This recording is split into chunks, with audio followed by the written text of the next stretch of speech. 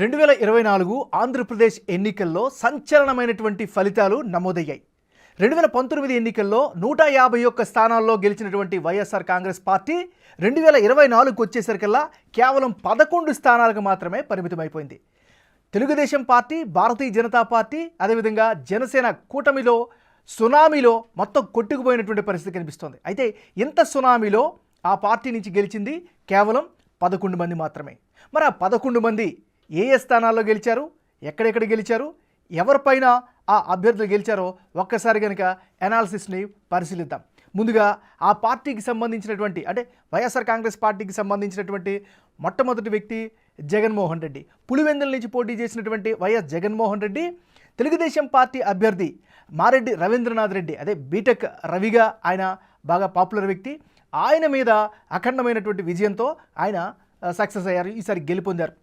సుమారు Jaganmohan Reddy last time పోల్చుకుంటే ఈసారి మెజారిటీ తగ్గినప్పటికీ కూడా బంపర్ విక్టరీనే ఆయన పులివెందుల్లో కొట్టినటువంటి పరిస్థితి కనిపిస్తోంది. ఇక తదుపరి నియోజకవర్గం కనుక పరిశీలించినట్లయితే అరకు వ్యాలీ, ఉత్తరాంధ్రలో ఉండేటటువంటి కీలకమైనటువంటి నియోజకవర్గాల్లో ముఖ్యంగా ఎస్టీ బెల్ట్లో ఉండేటటువంటి గిరిజన ప్రాంత నియోజకవర్గం ఆది నుంచి కూడా కాంగ్రెస్ పార్టీకి కంచుకోటగా ఉండేవి. వైఎస్ఆర్ కాంగ్రెస్ పార్టీ ఆవిర్భావం తర్వాత కాంగ్రెస్ కేడర్ అంతా కూడా అరకులో వైఎస్ఆర్ కాంగ్రెస్ పార్టీ వైపు మొగ్గు చూపినటువంటి పరిస్థితి కనిపిస్తుంది. ఈసారి ఎన్నికల్లో వైఎస్ఆర్ కాంగ్రెస్ పార్టీ తరపు నుంచి రేగం మత్స్యలింగం పోటీ చేశారు. తెలుగుదేశం పార్టీ నుంచి పంగి రాజారావు, అంటే కూటమిలో భాగంగా భారతీయ జనతా పార్టీకి అక్కడ టికెట్ దక్కింది. సో వీళ్ళిద్దరి మధ్యన హోరాహోరీ పోరు జరిగింది. అయితే రేగం మత్స్యలింగం అరకు వ్యాలీ నుంచి వైఎస్ఆర్ కాంగ్రెస్ పార్టీ తరపు నుంచి ఘన విజయం సాధించినటువంటి పరిస్థితి కనిపిస్తుంది. ఇక తదుపరి నియోజకవర్గం చూస్తే అంటే ఈసారి వైఎస్ఆర్ కాంగ్రెస్ పార్టీ గెలిచినటువంటి మరో నియోజకవర్గం, అది కూడా ఉత్తరాంధ్ర ప్రాంతానికి సంబంధించినటువంటి నియోజకవర్గమే పాడేరు నియోజకవర్గం. సో ఎస్టీ బెల్ట్ అధికంగా ఉండేటటువంటి పాడేరులో కూడా ఆది నుంచి కూడా కాంగ్రెస్ పార్టీకి సంబంధించినటువంటి కేడర్లు, అదేవిధంగా సానుభూతి పరులు ఎక్కువ మంది ఉంటారు. సో వైఎస్ రాజశేఖర రెడ్డి మరణం తర్వాత కావచ్చు, లేదా వైఎస్ఆర్ కాంగ్రెస్ పార్టీ పెట్టిన తర్వాత కావచ్చు, అప్పటి నుంచి పాడేరు నియోజకవర్గంలో ఉండేటటువంటి స్థానిక ప్రజలు ఎక్కువ శాతం వైఎస్ఆర్ కాంగ్రెస్ పార్టీలోనే ట్రావెల్ అవుతున్నటువంటి పరిస్థితి కనిపిస్తుంది. ఈసారి కూడా అంటే 2024 ఎన్నికల్లో కూడా వైఎస్ఆర్ కాంగ్రెస్ పార్టీ తరపు నుంచి విశ్వేశ్వర్ రాజు పోటీ చేశాడు. ఇక తెలుగుదేశం పార్టీ తరపు నుంచి కూటమి అభ్యర్థిగా సీనియర్ నాయకురాలు, మాజీ ఉపాధ్యాయులు, అంటే టీచర్గా పనిచేసినటువంటి వ్యక్తి, స్థానికంగా ప్రజల్లో చాలా పాపులర్ అయినటువంటి వ్యక్తి గిడ్డి ఈశ్వరి బరిలోకి దిగారు. తెలుగుదేశం పార్టీ కూటమి ఈ సునామీని ఖచ్చితంగా అక్కడ పాడేరులో గెలుస్తుందని ఎక్స్పెక్ట్ చేశారు. కానీ అక్కడ మాత్రం ఫలితాల్లో వైఎస్ఆర్ కాంగ్రెస్ పార్టీ నుంచి పోటీ చేసినటువంటి విశ్వేశ్వర రాజు విజయం సాధించినటువంటి పరిస్థితి కనిపిస్తుంది. ఇక నెక్స్ట్ తదుపరి నియోజకవర్గాన్ని కనుక మనం ఒకసారి పరిశీలించినట్లయితే ఎర్రగొండపాలెం. సో ఉమ్మడి ప్రకాశం జిల్లాలో ఉండేటటువంటి ఎర్రగొండపాలెం, ఈ ఎర్రగొండపాలెం యొక్క చరిత్ర కూడా మనం పరిశీలిస్తే తెలుగుదేశం పార్టీ ఆవిర్భావం దగ్గర నుంచి కూడా ఎర్రగొండపాలెంలో పెద్దగా తెలుగుదేశం పార్టీ భారీ విక్టరీలు కొట్టినటువంటి చరిత్ర అయితే లేదు. సో అక్కడ కూడా కాంగ్రెస్ పార్టీ బలమైనటువంటి స్ట్రాంగ్ ఓట్ బేస్ ఉన్నటువంటి ప్రాంతం. తర్వాత సంప్రదాయబద్ధంగా వైఎస్ఆర్ కాంగ్రెస్ పార్టీకి ఎర్రగొండపాలెంలో ఆ ఓట్ షేర్ కంటిన్యూ అవుతున్నటువంటి పరిస్థితి కనిపిస్తుంది, ట్రావెల్ అవుతూ వస్తుంది. ఇప్పుడు 2024 ఎన్నికల్లో కూడా కీలకమైనటువంటి ఎన్నికల్లో ఉమ్మడి ప్రకాశం జిల్లాకు సంబంధించినటువంటి ఎర్రగొండపాలెం నుంచి వైఎస్ఆర్ కాంగ్రెస్ పార్టీ తరపు నుంచి తాటపర్తి చంద్రశేఖర్ టికెట్ దక్కించుకున్నారు, బరిలోకి దిగారు, అందులో పోటీ చేశారు. ఇక తెలుగుదేశం పార్టీ నుంచి గూడూరి ఎలక్షన్ బాబుకు టికెట్ దక్కింది. అయితే మొదటి నుంచి కూడా ఇక్కడ హోరాహోరీ పోరు ఎక్స్పెక్ట్ చేశారు. చివరి వరకు కూడా ఆ పోరు సినారియో అట్లానే కొనసాగింది. కాకపోతే ఎన్నికలు దగ్గర పడుతున్న కొలిది వైఎస్ఆర్ కాంగ్రెస్ పార్టీ చేసినటువంటి పోల్ మేనేజ్మెంట్ కావచ్చు, లేకపోతే అక్కడ ఉన్నటువంటి పొలిటికల్ ఈక్వేషన్స్ కావచ్చు, అక్కడ మాత్రం ఎర్రగొండపాలెంలో వైఎస్ఆర్ కాంగ్రెస్ పార్టీ విజయం సాధించింది. ఇక తదుపరి నియోజకవర్గం కనుక వెళ్ళినట్లయితే అంటే వైసీపీ గెలిచినటువంటి ఇంకొక నియోజకవర్గం దర్శి. ఇక్కడ దర్శి చాలా కీలకమైనటువంటి నియోజకవర్గం, ఇది కూడా ఉమ్మడి ప్రకాశం జిల్లాలో ఉండేటటువంటి నియోజకవర్గం. ఇక్కడ చాలా ఆసక్తికరమైనటువంటి టఫ్ ఫైట్ జరిచింది. ఎందుకంటే గొట్టిపాటి ఫ్యామిలీకి సంబంధించినటువంటి విద్యావంతురాలు గొట్టిపాటి లక్ష్మి అక్కడి నుంచి కూటమి తరపు నుంచి కూటమి అభ్యర్థిగా తెలుగుదేశం పార్టీ తరపు నుంచి బరిలోకి దిగారు.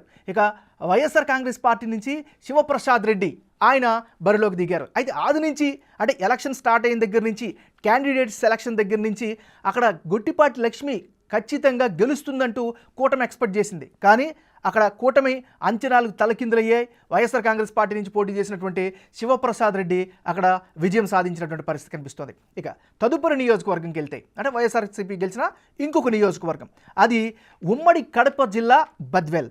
ఇక్కడ ఎనాలిసిస్లోకి వెళ్లే ముందు కడప అంటేనే 2004 నుంచి 2024 వరకు అంటే 2 దశాబ్దాల పాటు వైఎస్ రాజశేఖర రెడ్డి కుటుంబానికి అది కంచుకోటగా మారినటువంటి ప్రదేశాలు. ఒక రకంగా చెప్పాలంటే ఈ వేవ్ వచ్చింది కాబట్టి ఇంత సునామీ రిజల్ట్స్ వచ్చాయి. ఇది ఊహించినప్పుడు ఎన్నికల ముందు జరిగే ముందు కూడా కూటమి సభ్యులు కడప అంటే ఉమ్మడి కడప జిల్లా పైన పెద్ద ఎక్కువ స్థానాలు వస్తాయని మాత్రం ఎక్కువ ఎక్స్పెక్ట్ చేయలేదు. బట్ సునామీలో అన్ని కొట్టుకుపోయి అన్ని ఈక్వేషన్స్ అనేవి చెల్లాచెదరైపోయి చివరికి బద్వేలు నియోజకవర్గంలో వైఎస్ఆర్ కాంగ్రెస్ పార్టీ తరపు నుంచి డాక్టర్ దాసరి సుధా బరిలోకి నిలిచారు. తెలుగుదేశం పార్టీ అంటే కూటమి అభ్యర్థిగా భారతీయ జనతా పార్టీ నుంచి బొజ్జ రోషన ఆయన బరిలోకి నిలిచినటువంటి పరిస్థితి కనిపిస్తుంది. ఇక్కడ కూడా హోరాహోరీ పోరు జరిగింది. ఉమ్మడి కడప జిల్లాలో అనూహ్యమైనటువంటి విజయాలు సాధించిన కూటమి బద్వేల్లో మాత్రం ఓటమి పాలైంది. ఇక్కడ వైఎస్ఆర్ కాంగ్రెస్ పార్టీ గెలుచుకుంది. ఇక నెక్స్ట్ నియోజకవర్గాన్ని కనుక పరిశీలించినట్లయితే వైసీపీ గెలిచినటువంటి మరో నియోజకవర్గం రాజంపేట. ఉమ్మడి కడప జిల్లా, ముందుగా మనం చెప్పుకున్నట్టుగానే కడప జిల్లా అంటేనే మొదటి నుంచి వైఎస్ కుటుంబ సభ్యులకి లేదా వైఎస్ఆర్ కాంగ్రెస్ పార్టీకి చాలా పట్టున్నటువంటి ప్రాంతం రాజంపేట. ఇక్కడ రాజంపేటలో చాలా భిన్నమైనటువంటి వాతావరణం ఈ ఎన్నికల్లో కనిపించింది. ఎందుకంటే రాజంపేట పార్లమెంటు సెగ్మెంట్ నుంచి మాజీ ఉమ్మడి ఆంధ్రప్రదేశ్ చిట్ట చివరి మాజీ ముఖ్యమంత్రి కిరణ్ కుమార్ రెడ్డి అక్కడి నుంచి భారతీయ జనతా పార్టీ తరపు నుంచి ఎంపీగా పోటీ చేశారు. అయితే ఆయన కూడా ఓటమి పాలైంది. ఆయన పైన మిథున్ రెడ్డి గెలిచినటువంటి పరిస్థితి కనిపిస్తుంది. సో ఆయన పార్లమెంటు పరిధిలోకి వచ్చినటువంటి ప్రాంతమే రాజంపేట సెగ్మెంట్. ఇక్కడ రాజంపేట సెగ్మెంట్ నుంచి వైఎస్ఆర్ కాంగ్రెస్ పార్టీ తరపు నుంచి ఆకేపాటి అమర్నాథ్ రెడ్డి టికెట్ దక్కించుకొని బరిలోకి దిగారు. ఇక కూటమి అభ్యర్థిగా తెలుగుదేశం పార్టీ నుంచి సుగవాసి సుబ్రహ్మణ్యన్ను పోటీ చేశారు. ఇక సుగవాసి సుబ్రహ్మణ్యంకి టికెట్ కేటాయించినప్పుడు కూడా చాలామంది ఎక్కువగా దీనిపైన చర్చించుకున్నారు. ఏదేమైనప్పటికీ కూడా ఈ ఎన్నికల్లో రాజంపేట నుంచి వైఎస్ఆర్ కాంగ్రెస్ పార్టీ తరపు నుంచి ఆకేటి అమర్నాథ్ రెడ్డి గెలుపొందడం జరిగింది. ఇక తదుపరి నియోజకవర్గంకి వెళ్దాం. ఈ నియోజకవర్గంలో పొంగనూరు, ఉమ్మడి చిత్తూరు జిల్లా పొంగనూరు అంటేనే కాంగ్రెస్ పార్టీ ఆది నుంచి కాంగ్రెస్ పార్టీకి కంచుకోట. దానికి గల కారణం పెద్దిరెడ్డి రామచంద్రారెడ్డి. ఇక్కడ పెద్దిరెడ్డి రామచంద్రారెడ్డి కేవలం పొంగనూరు నియోజకవర్గానికే కాదు ఉమ్మడి జిల్లా వ్యాప్తంగా అంటే ఉమ్మడి చిత్తూరు జిల్లా అంటే 14 సెగ్మెంట్లు ఉండేటటువంటి ఉమ్మడి చిత్తూరు జిల్లా మొత్తాన్ని శాసించేటటువంటి బలమైన కీలక నాయకుడు. ఒక రకంగా చెప్పాలంటే చంద్రబాబుతోటే నేరుగా ఆయన డి అంటే డి అనేటువంటి పరిస్థితి ఉండేది.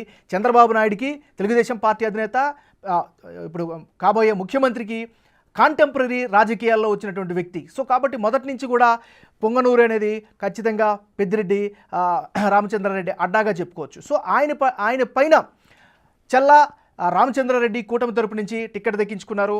పెద్దిరెడ్డి రామచంద్రారెడ్డి పైన బరిలోకి దిగారు. అయితే మొదటి నుంచి కూడా పెద్దిరెడ్డి రామచంద్రారెడ్డి ఈజీగా గెలుస్తారు అని అందరూ ఎక్స్పెక్ట్ చేశారు. కానీ మారినటువంటి ప్రస్తుత ఈక్వేషన్స్ ప్రకారం చివరి వరకు పొంగనూరులో టఫ్ ఫైట్ జరిగింది. సంప్రదాయ ఓటింగ్ సరళికి భిన్నంగా ఈసారి పొంగనూరులో ఎలక్షన్ జరిగింది. టఫ్ ఫైట్ మధ్యన పెద్దిరెడ్డి రామచంద్రారెడ్డి మరొకసారి పొంగనూరు నుంచి వైఎస్ఆర్ తరపు నుంచి గెలిచినటువంటి పరిస్థితి కనిపిస్తుంది. ఇక తదుపరి నెక్స్ట్ నియోజకవర్గంలోకి వెళ్దాం. వైసీపీ గెలిచినటువంటి మరో నియోజకవర్గం తంబళ్లపల్లి. ఉమ్మడి చిత్తూరు జిల్లాలో ఉండేటువంటి ప్రాంతం తంబళ్లపల్లి కూడా హిస్టరీ పరంగా చూసుకున్నా కూడా తెలుగుదేశం పార్టీ ఇక్కడ పెద్ద ఘన విజయాలు నమోదు చేసినటువంటి పరిస్థితి అయితే లేదు. సో మొదటి నుంచి కూడా ఇది మొదట్లో కమ్యూనిస్ట్ భావజాలం ఉన్నటువంటి ప్రాంతం, తర్వాత కాంగ్రెస్ పార్టీ అడ్డాగా మారింది. ఈసారి పెద్దిరెడ్డి ద్వారకానాథ్ రెడ్డి వైఎస్ఆర్ కాంగ్రెస్ పార్టీ తరపు నుంచి టికెట్ సంపాదించుకున్నారు. తర్వాత తెలుగుదేశం పార్టీ నుంచి జయచంద్రారెడ్డి టికెట్ దక్కించుకొని వీళ్ళిద్దరి మధ్యన హోరాహోరీ పోరు జరిగింది. కానీ ఈ పోరులో వైసీపీ అభ్యర్థి పెద్దిరెడ్డి ద్వారకానాథ్ రెడ్డి విజయం సాధించారు. ఇక నెక్స్ట్ గెలుచుకున్నటువంటి 11 స్థానాల్లో నెక్స్ట్ నియోజకవర్గం ఏంటి ఒకసారి కనుక పరిశీలించినట్లయితే మంత్రాలయం.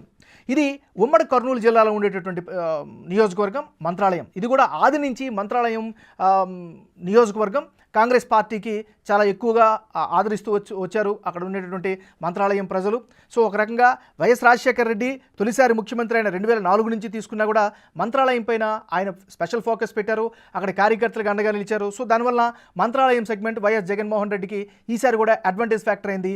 ఈసారి మంత్రాలయం నుంచి పోటీ చేసినటువంటి బాలనాగిరెడ్డి తన సమీప అభ్యర్థి రాఘవేందర్ రెడ్డి, తెలుగుదేశం పార్టీ నుంచి టికెట్ సంపాదించుకున్నటువంటి రాఘవేందర్ రెడ్డి పైన విజయం సాధించినటువంటి పరిస్థితి ఉంది. సో ఈ స్థానంలో కూడా అంటే మంత్రాలయంలో కూడా వైఎస్ఆర్ కాంగ్రెస్ పార్టీ గెలుపు బావుట ఎగరవేసింది.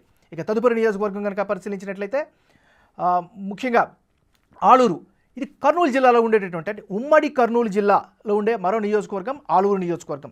ఇక్కడి నుంచి విరూపాక్ష వైఎస్ఆర్ కాంగ్రెస్ పార్టీ నుంచి బరిలోకి నిలిచారు. ఇక తెలుగుదేశం పార్టీ నుంచి వీరభద్ర గౌడ, అక్కడ బీసీ కులస్తుడు, ఆయనకి టికెట్ అందించినటువంటి పరిస్థితి కనిపిస్తోంది. సో అక్కడ కూడా హోరాహోరీ పోరు జరిగింది ఆలూరులో. చివరికి వైఎస్ఆర్ కాంగ్రెస్ పార్టీ అంటే ఈసారి 2024లో ప్రభంజనం సృష్టించింది కూటమి. సో ఆ ప్రభంజనాన్ని ఎదుర్కొని కూడా ఇక్కడ ఆలూరులో విరూపాక్ష విజయం సాధించడం జరిగింది. సో 175 నియోజకవర్గాలకి జరిగినటువంటి ఈ ఎన్నికల్లో వైఎస్ఆర్ కాంగ్రెస్ పార్టీ కేవలం 11 స్థానాలకు మాత్రమే పరిమితమైంది. అయితే ఇక్కడ ఇంత వేవ్లో కూడా ఆ 11 స్థానాల్లో ఓడిపోయినటువంటి వాళ్ళని కూడా మనం ఈసారి కీలకంగా భావించాల్సినటువంటి అవసరం ఉంటుంది.